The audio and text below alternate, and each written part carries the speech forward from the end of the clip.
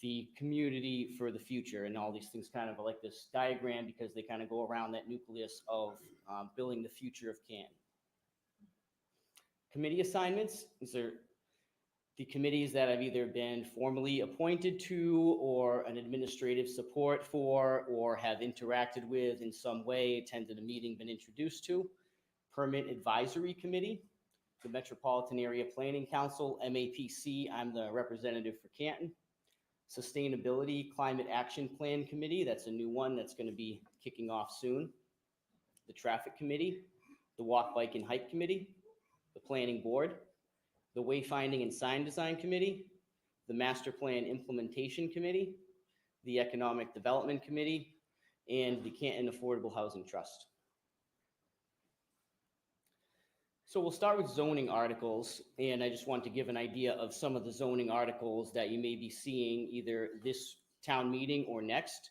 The big one right now is the MBTA zoning, 3A compliance, a state law a couple years ago that a number of cities and towns have been identified in order that have to comply with. And so we've had a working group for the past couple months. We had a consultant in the spring just before I started who did a lot of preliminary work. And there's been a great working group with the town administrator, planning board, zoning board representatives, the building commissioner, and the housing coordinator. And we will be presenting to the select board on October 24th, I believe it is, the working group's report and recommendations, followed by some planning board public hearings, and then it will go through the town meeting warrant article process like any zoning article will. And we'll put it forth to town meeting this spring because the state's deadline for submitting compliance is next December, so it would have to go through this town meeting. So there'll be more on that as it develops, but the working group has really tried to make it the best fit situation for Canton given the circumstances. Reviewing stormwater language and performance standards. With the MBTA zoning, there is some residential by right development that the policy is geared towards, but one way the town can have leverage over that is at the site plan review stage. So we're taking a look at our stormwater and performance standards language in the zoning code, especially having a new town engineer, a new town stormwater coordinator, just to make sure that that is up to par and where we want it to be. Canton Center Design Standards. MAPC recently completed a study of Canton Center zoning and design guidelines and made a bunch of recommendations. They presented to the planning board in, I believe it was July, and they've completed that. So now we're looking at that with planning board, zoning board, and building commissioner. And this likely won't appear in the next upcoming town meeting, but probably the year after that, because we're really gonna get down into the details and try to, do it right and put their best product forward. And the MBTA zoning will be the big thing this year, zoning article-wise. Miscellaneous use table changes, depending on what the planning board chair, zoning board chair, other stakeholders may bring forward on use changes. We're gonna talk about that, and I don't know at this point, but I bet there will be some that will be proposed. And just other housekeeping. I've noticed some things going through the zoning ordinance that are like, terminology or different things that no longer apply or don't make sense, or could be like an old term related to something else. So just the general housekeeping, you'll probably see an article that addresses the general housekeeping. Now on to grants received. We received a $10,000 grant for new bike racks at the library. They currently don't have any. And then a grant for $22,500 for new bike racks at the 3 elementary schools and the high school. Because the middle school is undergoing a renovation, we're not going to do those at this point. We're going to replace with some new bike racks at the other schools. And these were both written by Gene Manning, who was interim planner before I took over. And I have to thank him for all he did to get me up to speed and really take me around and show me the town because I am new here. So thanks to Gene for all he did to keep the balls in the air and get me where I needed to be to begin. We also just received a $50,000 grant from the Executive Office of Energy and Environmental Affairs. And this is to have a sustainability and climate action plan done. So we'll engage a consultant who's qualified in that area to do the plan. And this goes along with the new committee that's going to be appointed in town to build that capacity. And this was written by Tom Birmingham, Jen Wexler, Tim Calabrese, and Gene Manning. So again, before my time, giving credit where credit is due, but I'll be overseeing the implementation of it. 2 new grants we just received that I had put in for. We got $40,000 to have an ADA transition plan completed. Now in Massachusetts, there, in order for cities and towns to be compliant, the first thing they do is an ADA self-evaluation, which Canton did in 2016. And that was, an awareness level, looking at the different buildings and getting feedback from departments on some of the ADA issues they might have. But the transition plan takes that a lot further, and we bring in an architecture firm to do an assessment of all town buildings, schools, parks, and even the website, as someone mentioned last select board meeting. And they literally deliver a spreadsheet that has every single item for every single doorway, hallway, every item that needs to be addressed for ADA. And from that, the town can work forward through the annual capital budget and addressing all the items in that plan. And there's also grant funding from the state to address the items in that plan. And then the other exciting one is the St. Gerard's reuse. So a few weeks ago, Mr. Duty, Mr. Manning presented the report from the St. Gerard's Reuse Committee that had been working for the past year or so to gather public input and have some workshops about what the future of this property could be that the town acquired. And at the meeting about a month ago, the question was, okay, well, the committee's work is done, the report's here, what's next? And the answer was, well, we'll have to wait till town meeting and get funding for the next phase. Well, we don't have to wait anymore because we received a grant to start that next phase.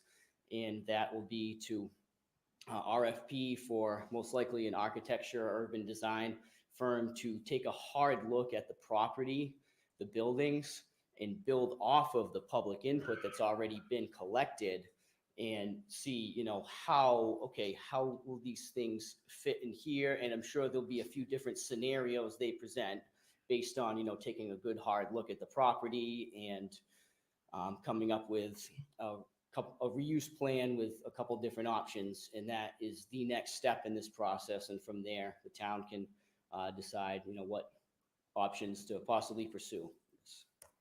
So thank you. Thank you, Chief. Any questions or? I have one. One question. Patty, go ahead. I'm sorry. Mr. Chairman, one question.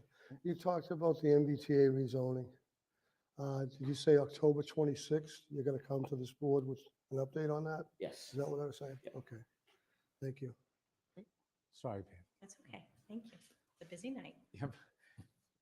Floor is yours. Well, thank you very much. Thanks, TJ. Thank you. Oh, I thought you might have wanted to say something. night, Oh, I'm thank you. sorry. Okay, thank you. Next, Mr. Chair, we have our VSO, Mr. Arafat Knight.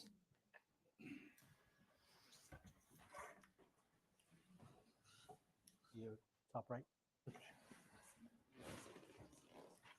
2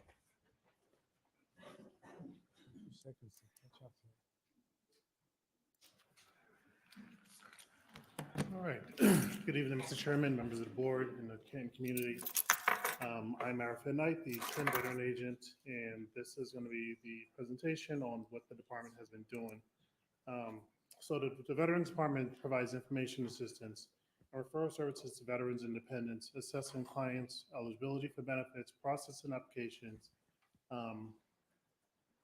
preparing reports as required by the town and state. We're also here to help our local veterans in need of help, and our door is always open. Currently in the office, you have myself as a veteran agent, Cynthia Medestra, who was just hired in August as my administrator, as well as 3 senior volunteers, Mary Lou, Cheryl, and Dave. I purposely removed their last names.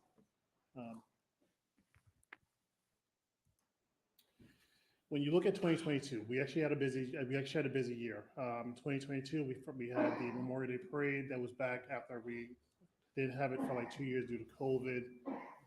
The American Legion, I helped out with the American Legion with holding a Thanksgiving meal for veterans. It was about a week after the Veterans Day luncheon, and that was sponsored by Legion Riders. They also gave out baskets for veteran families so they can come and take them prior to Veterans Day. Also, I got with the American Legion in my office, and we were able to donate $2,000 in Target gift cards to the Pappas Rehab. These were given to kids who are living on the campus who don't get the opportunity to go home and see their families. And when they do get the chance to go off grounds with the caseworkers, they were able to go to Target and act as part of the community. So that was a donation to them. We also renamed the Canton Veteran Tournament, the golf tournament in honor of Tony and Richie, who unfortunately had passed that year. So we were able to rename it under them, under their name, and that's what it'll be named going forward. And we also had the second annual Veterans Day luncheon that was held at the town hall. I'm sure if you guys remember the first time we had it, we were over capacity, and I think Charlie was fire chief and was not happy with me. So last year we were able to have it again. It was a lot more organized. Recent events. So every third Monday of the month, I go to Brightview Senior Center and I do a Veterans Day coffee social with them in the afternoon. And we also have a veteran coffee social at the Senior Center every first Thursday of the month with our local veterans. I also have volunteers for Memorial Day who help place flags on the graves at Canton Corner Cemetery in St. Mary's. And they also participated in the parade. And then this year we displayed the Hometown Hero banners honoring our Killed in Action service members. And it's now actually extended to the community, and we're going to be putting an order in next week to get add on to the current banners to extend up and down Washington Street. We also had the annual golf tournament this year, which was a success. We were able to table the farmers market, and we also had the Girl Scouts from Canton who donated cookies to veterans. We also had Home Depot from Norwood who came in and gave a donation to the veterans, and we'll talk about that. And we had sweet lemonades for veterans by students from the Luce Elementary School. Memorial Day. For Memorial Day, we had volunteers of all ages brave the rain and help place over 1,800 flags above the graves in Canton Corner and St. Mary's Cemetery 2 weeks prior to Memorial Day.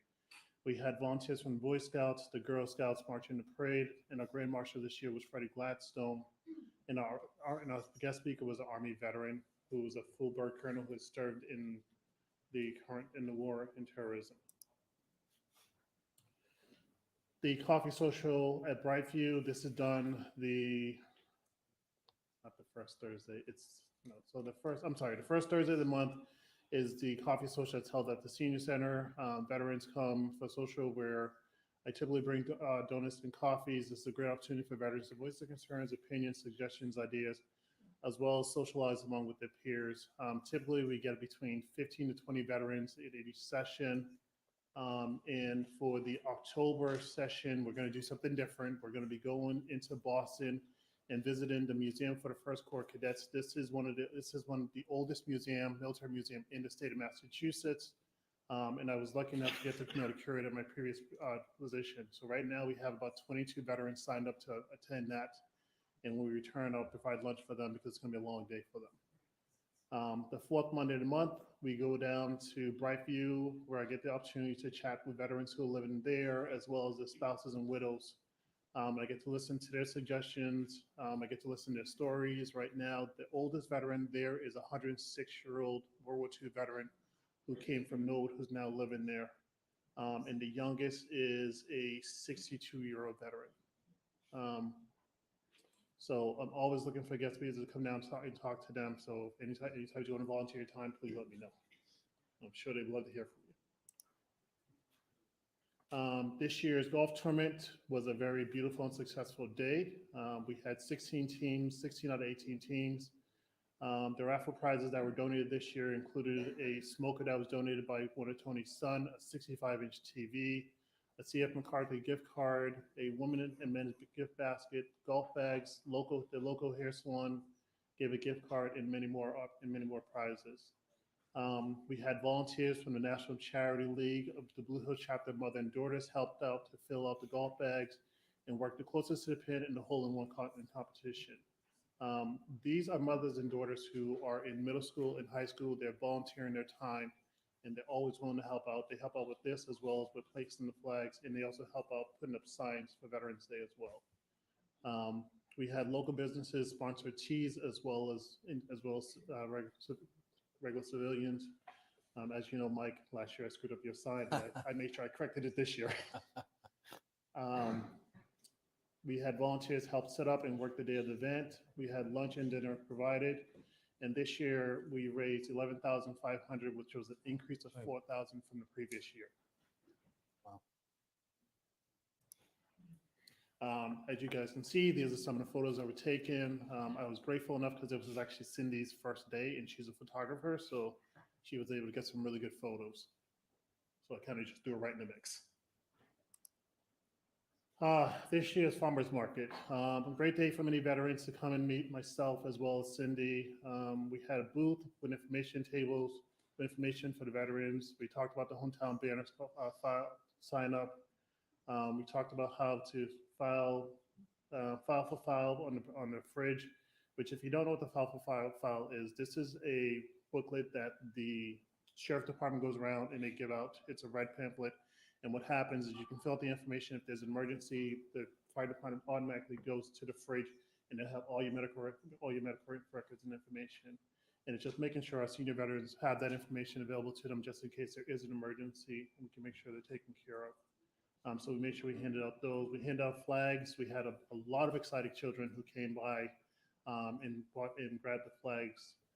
And we also sold, if you guys remember 3 years ago when I took over, one of the issues we had was the hats that was previously bought by the previous administrator that was given to the Legion. So we were able to get those from the Legion.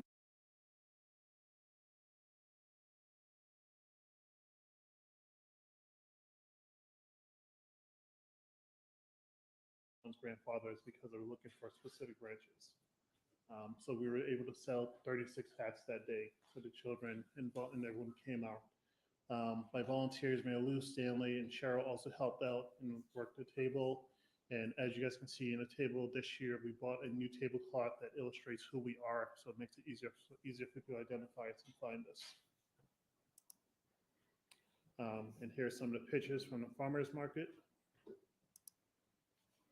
The Girl Scouts. So this year, the Girl Scouts reached out to me and they donate 21 boxes of cookies to give it to the local veterans. And they specifically wanted to make sure it goes to veterans. I give them an opportunity to where they can ask me questions. So they asked me questions about combat, who was a veteran, you know, what was my experience like in the military. And I was glad to help. I was glad to answer those questions for them. The cookies were brought to the coffee social at Brightview on Monday, and the rest of them will be brought to the veterans in October at the coffee social so they can get them. On October 15th, the annual lemonade stand held by the 4th grade Luce Elementary students was held on Washington Street. I say annual, they did this lemonade stand 2 years ago. They did it right at the anniversary, right before on the anniversary of 9/11. And these little girls were able to raise they raised $1,000. And they donated that because they want to make sure that I'm able to help veterans, and they want to continue that. And this year they actually made a cute T-shirt. It said "Sweet Lemonades for Veterans" that they wore. And this year, and they didn't set a price, which was great. They just asked for donations for anyone who came. So I unfortunately was not able to go because I was under the table, but Cindy was able to be there. And again, they raised another $1,000 this time around. So you guys can see some of the pictures from the Girl Scouts as well as from the lemonade stand that they had. Home Depot. Home Depot reached out to me in September. This is the Home Depot in Norwood. And they had Carhartt sweaters, jackets, gloves, and hats that they wanted to donate to the veterans in the community. I was able to meet with one of their supervisor who brought the hats, everything to my office. And then in September, I had them return. And we were able to give them out to the veterans during the coffee social hour. On top of that, they ended up bringing a hot breakfast, which was egg muffins and hash browns, which the veterans really appreciated as to go on with the regular typical donuts and muffins and coffees that they normally get. This is a coffee social, again, that we do once a month. We gather at the senior center, and it's open discussion as well as we try to have guest speakers because I know a lot of times the veteran want to know, you know, what can they do, especially as they get older, because most of them don't want to go to nursing home. They want to be able to stay in staying at home, so looking for resources, or they have this information about the VA, because as you all know, our older veterans through history were mistreated, and they don't have a mistrust for the VA. So now that they get older, they're asking questions, they're inquiring, and it's me making sure, getting them registered with the VA and letting them know that it's not anywhere near as bad as it was 30, 40 years ago. And here is some of the photos from our veterans who, when they received the hats, we had them take a group photo. If you look at it, the people in the red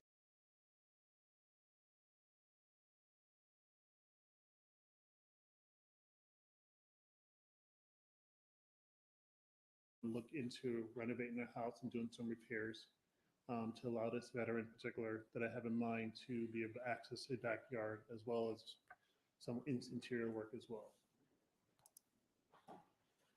Upcoming events. So every year I attend the MVSOA, which is a Massachusetts Veteran Association conference in Leominster. That's a week-long conference where I do my recertification. I learn new things new ways I can bring to the community, as well as ways to improve.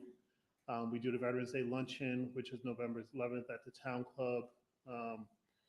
I'm participating in the American Legion, which is the meat raffles every Saturday until the summertime. We're looking at maybe doing a poker night for veterans, because that's something that they'd expressed, as well as doing the Thanksgiving meal for veterans and their families as well. So this is just some of the ideas and things we're thinking about doing. That's all I have. Thank you, Arafat. Done a great job on everything. Thank you. It doesn't go unnoticed, so. That tournament was a lot of fun too. Good. I didn't win, but thank you, Arafat. Thank you, Arafat. Thank you, Anything sir. else, Arafat? Great job. Good work. Thank you.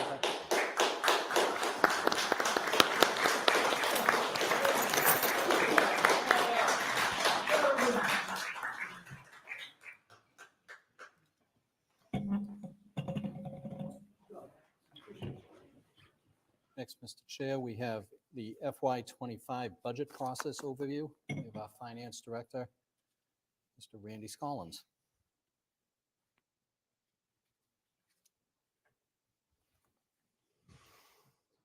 Hit the X up on the top right.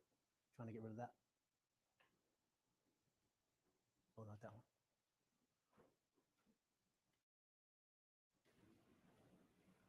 There we go. On the left-hand side, see the X says all tools? Yeah, that one. There you go. And you were going to show them how to use Excel. No, that's not. Good evening, Mr. Chair, members of the board, Mr. Town Administrator, and community. So just wanted to bring the board up to speed on all of the many different budget-related timelines and other interwove timelines that intersect with the FY25 budget calendar. And these are milestones. There are many, many meetings for all of the related committees, whether it be the Select Board, the School Committee, the Capital Planning Committee, the CPA Committee, or FinCom. There's many, many meetings that are interwoven here, but this is a milestone calendar that focuses on 3 of the primary budget timelines, and then there are 4 others that are interwoven here. But I'm going to focus first on capital, which is shaded in gray in the second column. So on September 15th, we kicked off the FY25 capital budget process. So FY25 starts July of 24. So yes, we're only in 23, but we're kicking off the FY25 process. So we distributed directions and templates to all the different department heads to submit their capital requests for consideration for FY25. Then they're due on November 6th, jumping down a couple of lines into my office. And after receiving those and consolidating those, the town administrator and myself will meet with each department head and review all of their requests and provide some guidance on whether they make sense to make it into the process for this year and how we could afford them. Then for the December 5th and December 19th Select Board meetings, we would have all the municipal departments come in and review their requests with you, looking for your input and guidance as well. And then after receiving that input, by the end of this calendar year, we'll submit the capital budget binders to the CPC, the Capital Planning Committee, so they can begin their review process. And then we'll jump down to the February, March timeframe for capital. That's when department heads will be reviewing with the Capital Committee their requests. And then on March 13th, scheduled Finance Committee meeting, that's when the Capital Planning Committee will make their capital recommendations to the Finance Committee for their consideration. And then we'll be looking for the Finance Committee to vote around March 27th on all the capital requests that have come forward to them. And as you know, there's typically millions of dollars of capital requests that come forward between school, municipal departments, and water and sewer enterprise as well. So that's the capital process. Next is the Community Preservation Act process. Just a couple of line items here in green. The second line item, the CPA final applications are due to the Community Preservation Committee by October 27th. The preliminary applications were already due on August 18th, well communicated by that committee. So now they're reviewing those, and they're waiting to see the final applications from those seeking funds from CPA, which should be in the roughly $2 million range of available dollars because of the rollover that we had in this past year.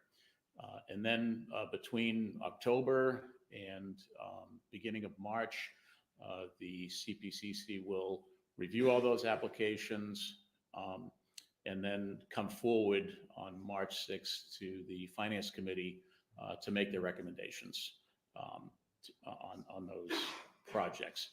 If there are any applications that may require a select board endorsement for whatever reason, during that time frame, they would come in here as well, looking for that. The third major process, the larger one, is the operating budget process. So those are the items shaded in blue in the second column. So that process kicks off on November 27th, right after Thanksgiving.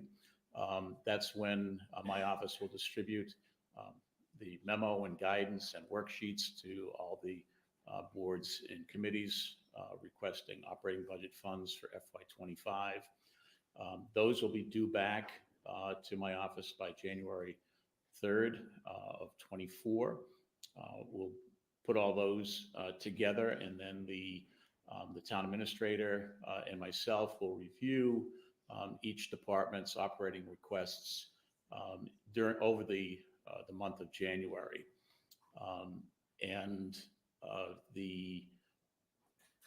While we're doing that review, we will then distribute the binders to the Finance Committee of all of the consolidated operating requests from each of the departments by January 10th. And then what feeds into this process is the governor's proposal for the FY25 budget. So the state aid budget as proposed by the governor, which usually is pretty close to what is ultimately landed on by July 1st, that's expected to be released just after the third week in January 24th. So that's the fourth piece of our revenue stream that's important to understand what the scale of that's going to be before we can really move forward in making decisions, budgetary decisions. So after we receive that towards the end of January, we will hold the revenue forecasting committee meeting. It's a group of folks that cut across a variety of different departments across the town. And so we'll meet on February 6th, we'll be right here, to review what the FY25 revenue picture looks like. And the Revenue Forecasting Committee will make a recommendation and memorialize that with a vote at that meeting. The next night, we'll bring that forward to the Finance Committee, and look for the finance committee to consider a vote on what is being recommended as the financial forecast. And because there are implications around what that amount is that they recommend, we also provide to the finance committee what we believe the fixed cost budgets and the cash capital budgets are, where they're landing at, because those come out first of the general fund available revenues, and what's left is available for school and municipal budgets. So we'll present those at that meeting on the 7th to the finance committee. And then the finance committee's following week, meeting week on February 14th, that's when they will set a school and municipal operating budget targets. In essence, a not to exceed amount for the municipal in total and the school budgets. And there have been discussion leading up to that. It's obviously it's a informed discussion. The primary item is how much revenue is available, less the fixed costs and the capital allocation. Then in 2 weeks in March 20th and 27th, the school committee and select board representatives will review the overall operating budget requests with the finance committee to provide them with input. And then the finance committee will look to make their votes, their recommendations on all the operating budgets, school and municipal, on April 3rd. From there, we will send the FinCom report and their recommendations out to the residents. That has to be mailed by the week of April 22nd, so it can be received by April 29th, 2 weeks before the town meeting. And so in order to meet that timeline, my office has to get all that whole document to the printers by April 15th. So sort of a hard deadline for us to make sure there's enough time to get it printed, and then to meet the statutory deadline of getting it to voters' hands 2 weeks before the meeting. Then typically the town has been having a public meeting for voters to ask questions in the past. So right now we've got a placeholder for that meeting on May 8th, and then town meeting, of course, first session scheduled for May 13th. So those are the primary three processes associated with the FY25 budget, but there are some other ones that are interwoven here. One of which I've just highlighted with a red block there on March 22nd. I think town council is going to be happy to see that one because that's when all the motions for all of the articles that are going to be going forward in the warrant are due to town council for review approximately a month before we need to get everything to the voters' hands. So in fairness to town council, that should be sent timely, Tim. So not only are they going to be operating and capital budget and CPA articles, but as you all well know, there'll be several other warrant articles to be considered that are not in this timeline, because this is a separate timeline that runs parallel here, and that's the warrant article timeline, meaning the non-budgetary warrant article timeline, and that's managed out of the town administrator's office. And that process kicks off in December. Call for articles in January, presented here to the select board, and typically the process, the warrant is finalized the beginning of February. So the warrant is set at that point in time, and then starting in January through the end of March, those articles will not only be presented here to be reviewed by this board, but also to the finance committee. So they ultimately can make their votes and their recommendations and submit motions to council. So the warrant article process outside of the budget articles is equally, if not more so important than the budget articles. But as I said, it's a separate timeline. Then also what will get woven into here that's not on here is an item for this fiscal year, FY24, and that's setting the tax rate. So the assessors are targeting November 21st for all of their work to be done related to valuations and new growth, et cetera. So at this point in time, we're targeting November 21st to be in front of this board for the tax the classification hearing, the tax rate setting process, and I realize that's not on the calendar at this point, Mr. Town Administrator. So at this point, I'm respectfully requesting that we can add an extra meeting, and if possible, if not, we'll have to manage, because I don't believe that they'll be ready before that date. So then it would have to be the Tuesday after Thanksgiving. But hopefully November 21st will work for everyone. Again, that's to set the tax rate for this year. So the last step in the whole FY24 budget process.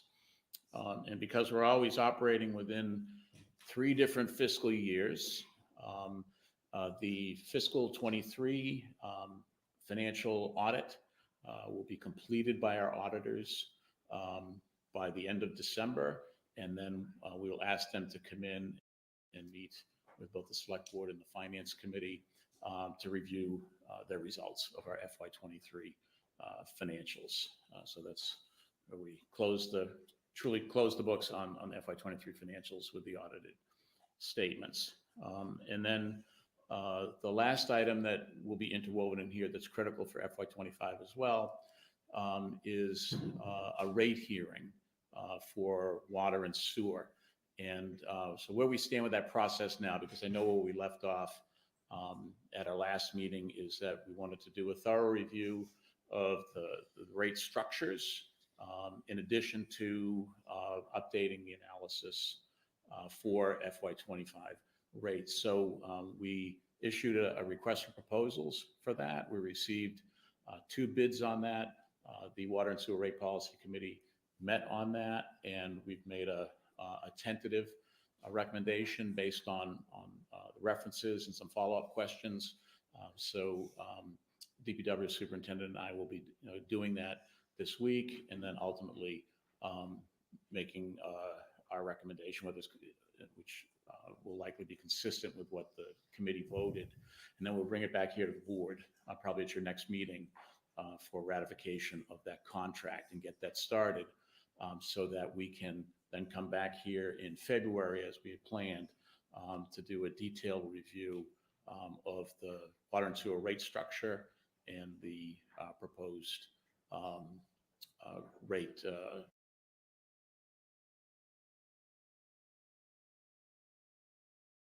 changes, if any, for FY25. So those are the various budget and related timelines and processes that will be coming your way across these tables over the next few months. And then we'll do it all again. You have your hands full. Thank you. Thank Mr. you, Scott. Randy. Thanks, Randy. Thanks, Colin. Thank you. Thanks, Randy.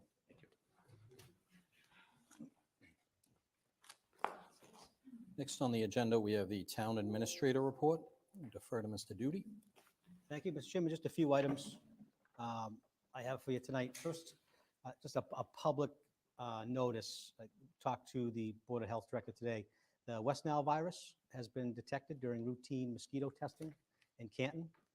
There's no human cases of West Nile reported, but the DPH recommends, the common sense things like applying insect repellent containing DEET, or DEET, wearing long sleeves, pants, and socks when outdoors, especially during the peak hours of dusk to dawn. But again, this is not human cases. These were found in mosquitoes, or 2 mosquitoes.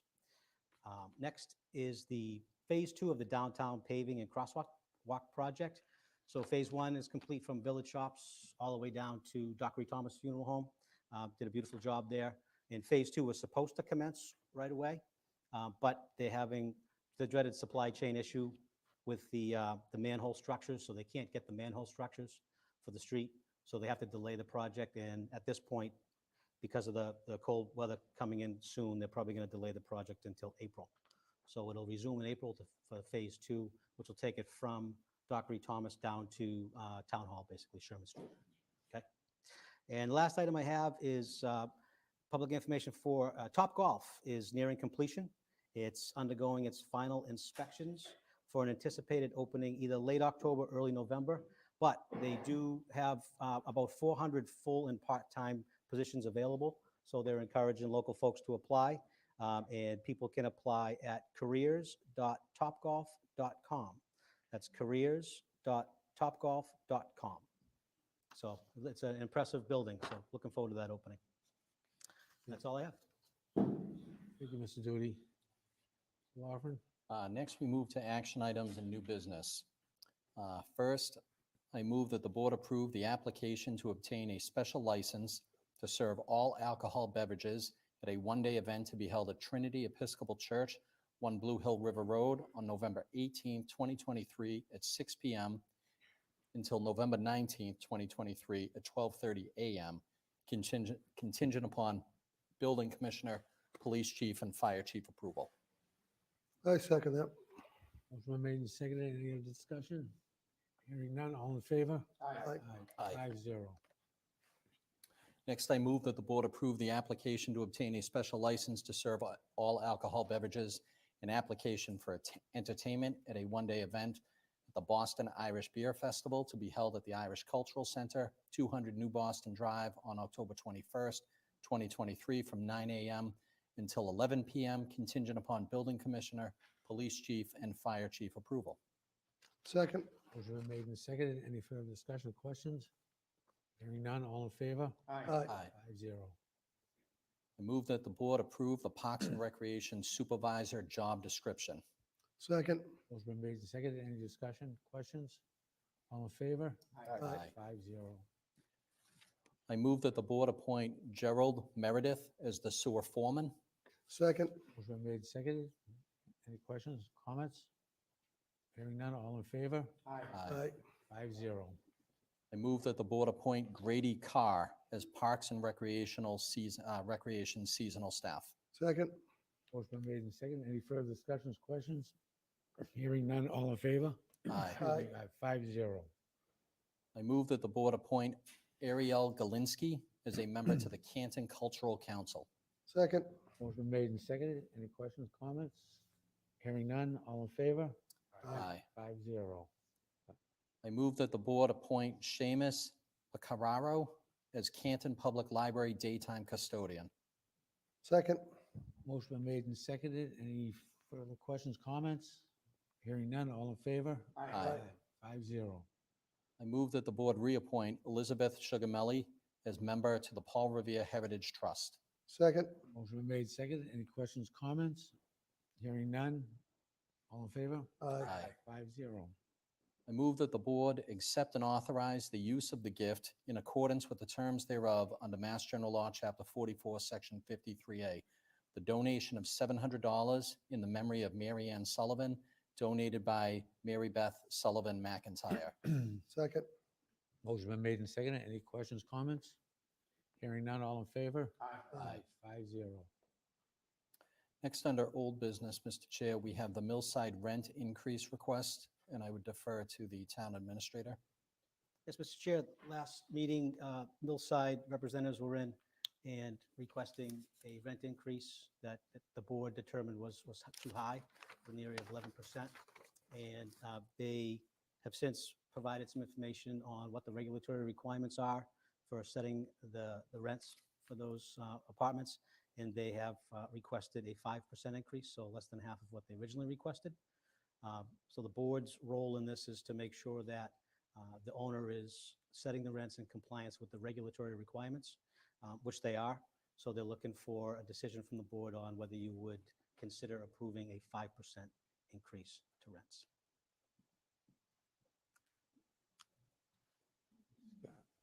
Do we have a motion on that? Or? So I move that we allow Millside to do a 5% rental increase consistent with the guidelines that the agreement spells out. I second. Motion been made and seconded. Any other further discussion or comments? Yeah, I'm against this increase again. I was against it from the beginning, and I'm still against it now, so I just want to let you know that's where I stand on.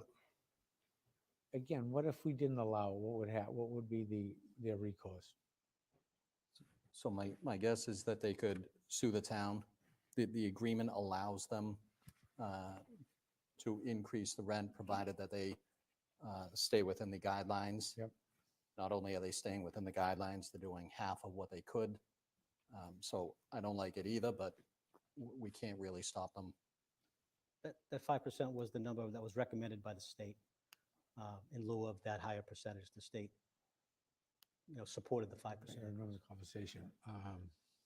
So a motion's been made and seconded. Any other further discussion, comments? All in favor? Aye. Aye. All opposed? No. 4-1.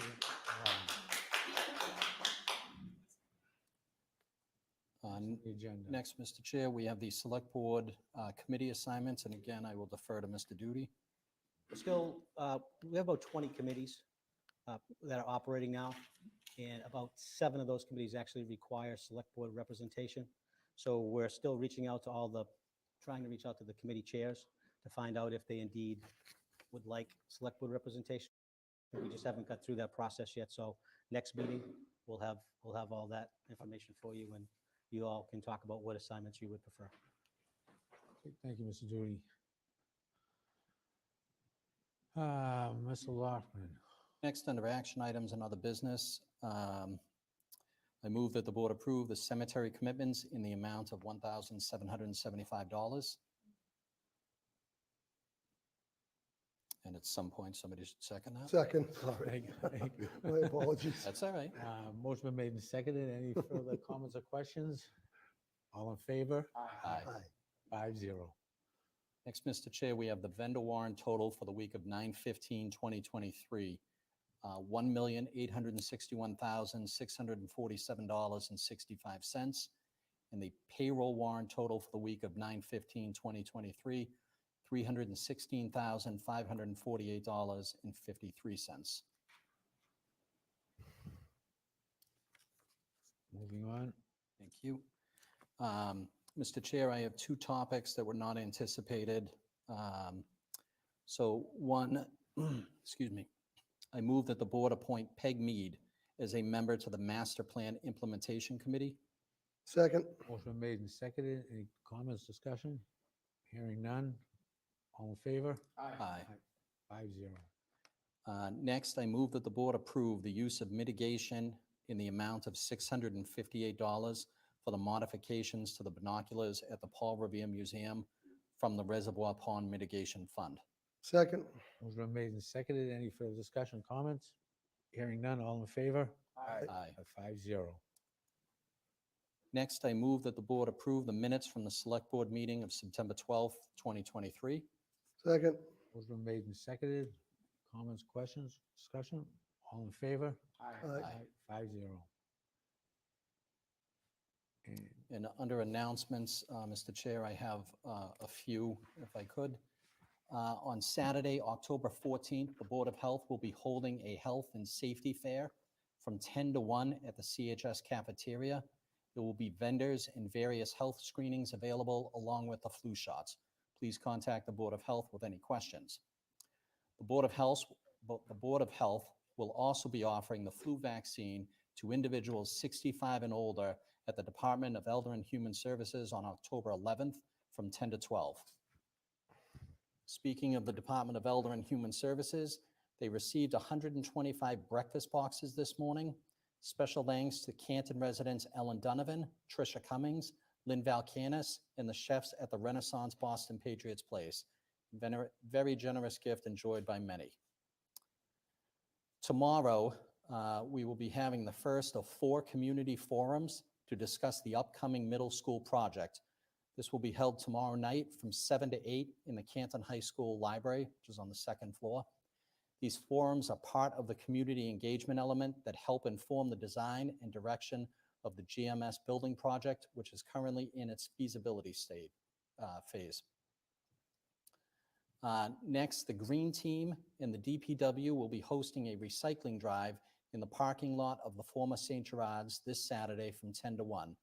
There is a $20 recycling fee per car, and donation of food and clothing are also being accepted. Special thanks to our state rep, Bill Galvin, for helping to sponsor this event. And finally, I am happy to say that the JFK Bathroom Snack Shack project has finally broken ground. They are looking to have this project completed in spring of 2024. Look forward to that. The Select Board will hold its next meeting on Tuesday, October 10th, 2023, 7 p.m. in the Sala Meeting Room, Memorial Hall, 801 Washington Street. That's it? That's it, sir. No, that's it. And at the, I'm sorry, at the, well, we're not sure about what we're doing with that. We have a meeting on, not a meeting, office hours on Tuesday, just remind people from 6 to 8, it will be held here. And then we'll discuss the open discussion. Oh, we're not silencing everything. We're not, this is. Compo. Yeah. So I move to adjourn the meeting. Second? Motion been made and seconded. Second. All in favor of adjournment? Aye. Aye. 5-0, we're adjourned. Thank you. On how you select me, you can bully women. You can bully women and talk to them on the street. They call them whores and losers, but you can't face them here.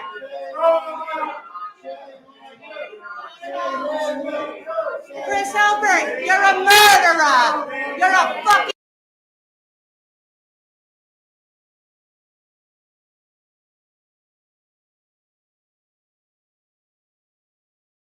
murderer.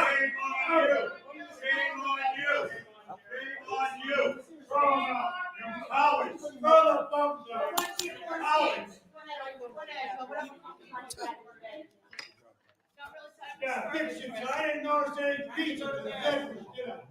Emotions are not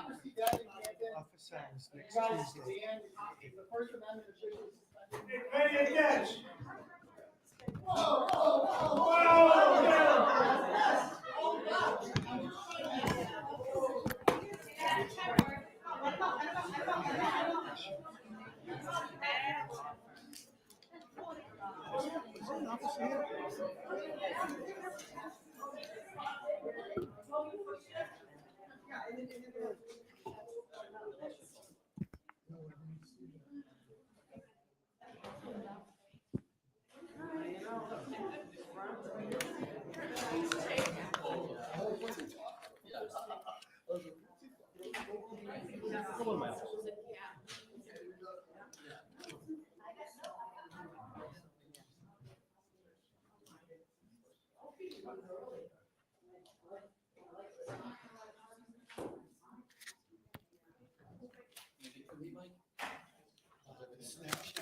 Yeah.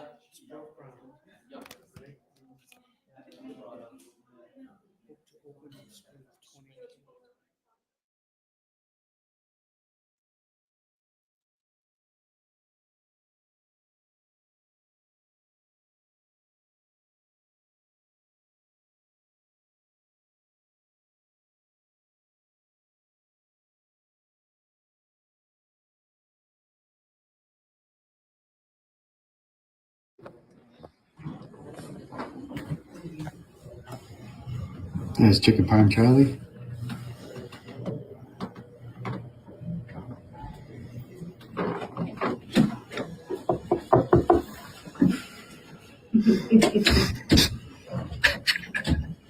Hey. It's a full house in there. Oh, goodness.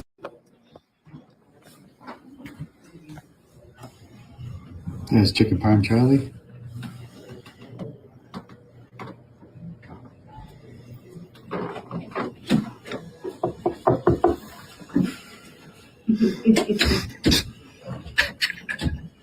Hey. It's a full house in there. Oh, goodness.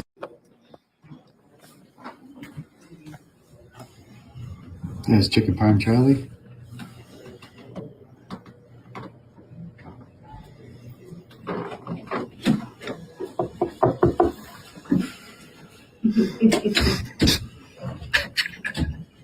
Hey.